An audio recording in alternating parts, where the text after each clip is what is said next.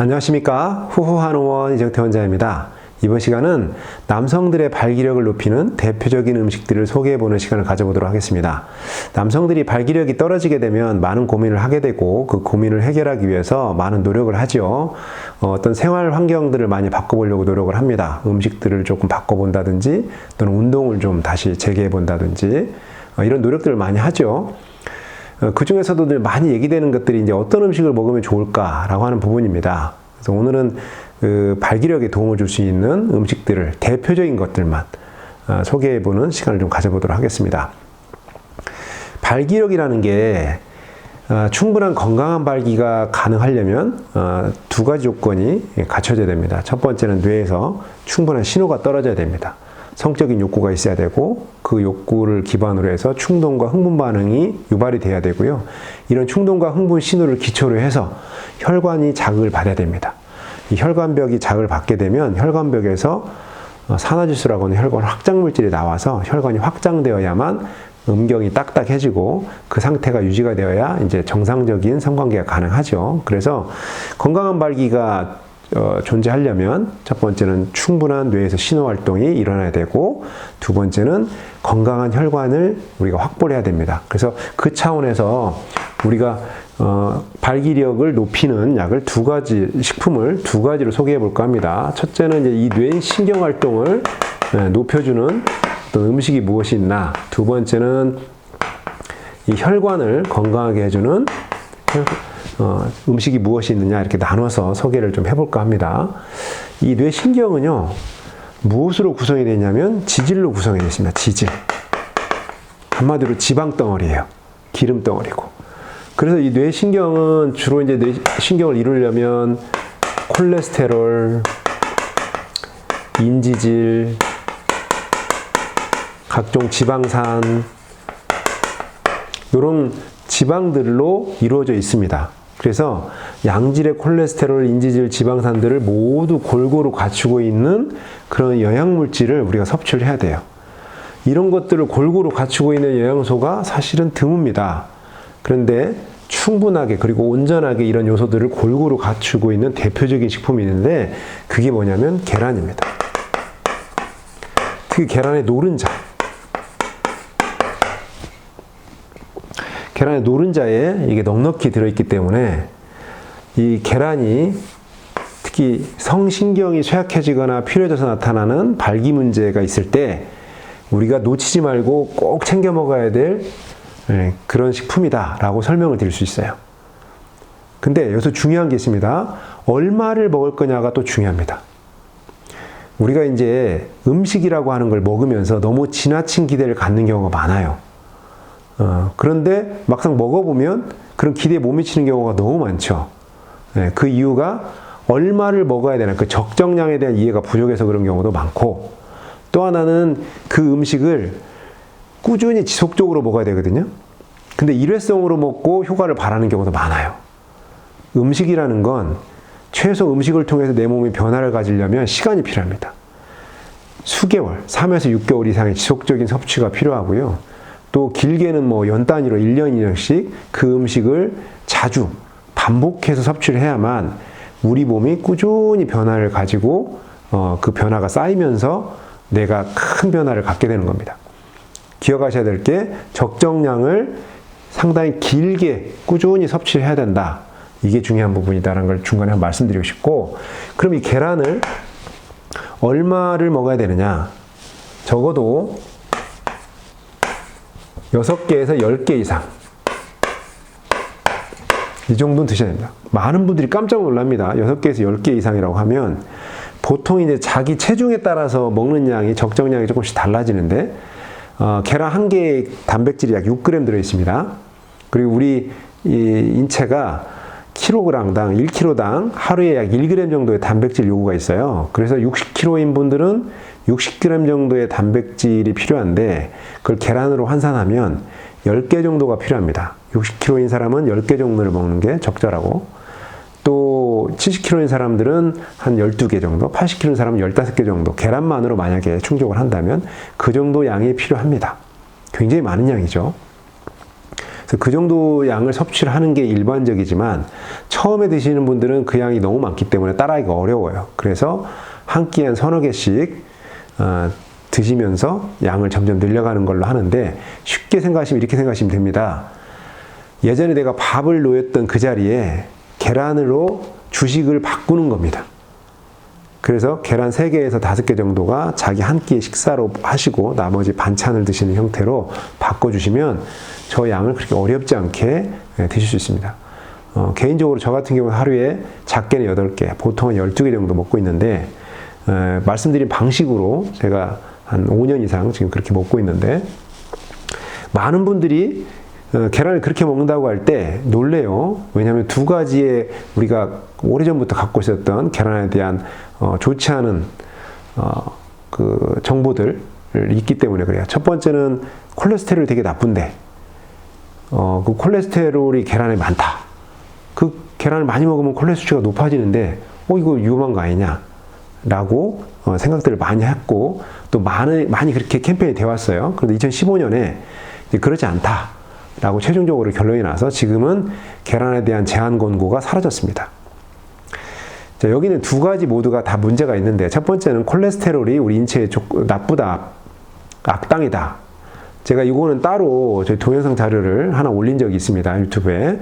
그걸 좀 참고해 주셨으면 좋겠는데, 저희가 이제 링크를 하나 걸어 놓겠습니다. 사실 콜레스테롤은 엄밀히 말하면 악당이 아니다. 뇌하고 신경을 이루는 기초물질이고 세포막도 이루는 기본물질이라서 또 남성 호르몬의 원료도 되고, 그래서 우리 인체에 꼭 필요한 기초물질인데, 이 콜레스테롤이 산화가 될 때만 혈관벽의 그 염증성 변화를 유발시키면서 동맥경화의 원인이 된다라고 제가 설명을 드렸습니다. 그래서 콜레스테롤이 본질적으로 나쁜 게 아니라 산화되면 그렇다. 원래는 나쁜 물질이 오히려 아닙니다. 그래서 높은 수준으로 콜레스테롤이 존재해도 상관없고 오히려 더 건강할 수도 있다라고 설명을 드렸습니다. 그래서 나쁜 물질이 아니라는 거. 두 번째, 그러면 계란을 많이 먹으면 콜레스테롤 수준이 막 높아지나? 그렇지 않다는 거예요. 원래 콜레스테롤은 종류가 두 종류가 있습니다. 하나는 우리 인체에서 만들어내는 내인성 콜레스테롤, 외부에서 음식을 통해서 들어오는 외인성 콜레스테롤, 두 가지인데, 보통 통상 내인성 콜레스테롤이 80%를 차지합니다. 그리고 외부에서 들어오는 외인성 콜레스테롤이 20%를 차지해요. 그리고 합쳐서 100%죠. 만약에 외부에서 내가 40%를 많이 먹었습니다. 외인성 콜레스테롤을 계란을 통해서. 그러면 내부 합성량을 줄여요. 80%가 아니라 60% 정도로 줄여서 총량은 항상 100으로 일정하게 유지한다고 그래요. 그래서 외부에서 콜레스테롤이 좀 많은 음식들, 계란이나 새우 같은 걸 먹는다고 해도 콜레스테롤이 우리가 생각하는 것처럼 많이 높아지거나 그러지 않습니다. 그래서 이 두 가지에 대한 오해가 다 있는 거예요. 그래서 둘 다 아니다. 콜레스테롤은 악당이 아니다. 외부에서 콜레스테롤 높은 음식을 많이 먹는다고 해서 갑자기 콜레스테롤이 막 엄청나게 높아지지 않는다. 걱정하지 마시고 드셔도 되고요. 실제로 그 계란 노른자를 대체할 만한 음식이 있느냐? 거의 없습니다. 이런 양질의 콜레스테롤, 인지질, 지방산을 모두 갖고 있는 그 식품들이 많지 않아요. 굳이 우리가 골라내자면 생선류들에 있습니다. 보통 그 생선 기름에 지방산이 많죠. 우리 오메가3라고 하는 지방산도 생선에서 짜는 기름이지 않습니까? 그래서 이 생선들이 이런 것들을 골고루 갖고 있어요. 그러나 이 생선들은 가격이 너무 비싸고 매번 장보기가 어렵습니다. 그리고 이 계란만큼 균일하게 이런 것들을 골고루 갖추고 있지 않고요. 계란은 이런 것들이 대사되기 위해서 필요한 비타민이라든가 또 미네랄도 골고루 갖추고 있어서 이런 우리가 꼭 필요한 지질들을 우리 몸이 적극적으로 활용하기 딱 좋은 그런 음식입니다. 그래서 양질의 좋은 계란을 적극적으로 섭취하는 걸 저희들이 꼭 저희가 오시는 환자분들께는 꼭 저희가 추천을 드립니다. 이런 거랑 저희 치료랑 같이 병행이 될 때와 이런 식단을 제대로 지켜내지 못하고 그냥 처방을 드시는 경우랑 경과가 아주 다릅니다. 그리고 말이 나온 김에 저희가 하나만 더 말씀드리고 넘어가자면, 지금 오늘 저희들이 설명드리고 있는 게 발기력을 높이는 음식들을 지금 소개하고 있지 않습니까? 그럼 반대로 발기에 아주 나쁘게 작동하는 음식들도 있어요. 그거는 피해야 되겠죠. 우리가 피해야 될 그런 대표적인 음식들이 뭐냐면 그게 탄수화물하고 당질입니다.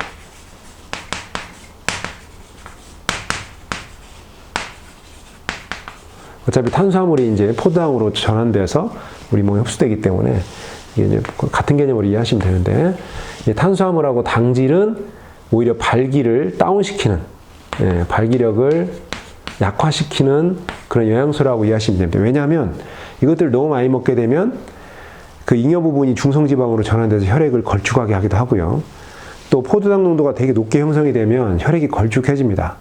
그래서 혈액이 이동할 때 끈적거리고 걸쭉하기 때문에 이동성이 떨어지고, 또 혈관벽의 마찰계수가 높아지기 때문에 혈관벽에 자잘한 손상성 변화를 유발시키기가 쉬워요.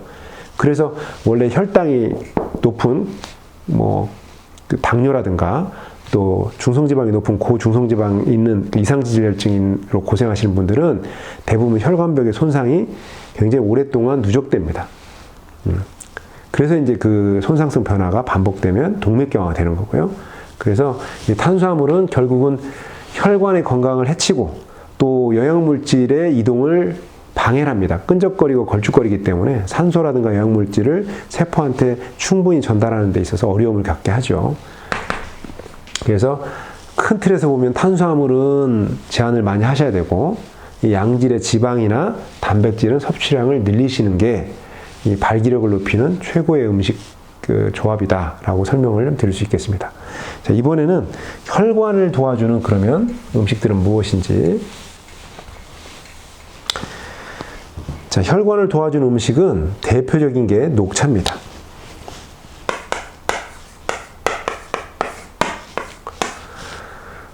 녹차는 심혈관계 질환의 어떤 예방 효과가 크다라는 걸로 많이 알려져 있죠. 실제로 많은 연구를 통해서 이런 것들이 검증이 되어 있습니다. 카테킨이라는 성분이 많이 들어있어서 그렇다고도 하는데, 자,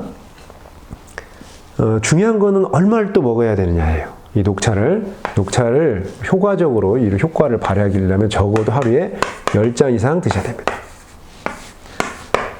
자, 이렇게 말씀드리면 깜짝 놀래요. 하루 10잔. 야, 물만 먹어도 배부르겠다. 그리고 시간도 많이 걸리겠죠?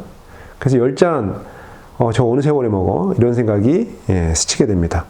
제가 팁을 하나 드리면, 우리가 보통 티백으로 먹지 않습니까? 이 티백에다가 이제 물을 따라가지고, 우려가지고 이렇게 먹게 되는데, 컵에다가 티백을 하나만 담지 마시고, 3개 정도를 한꺼번에 담는 거예요.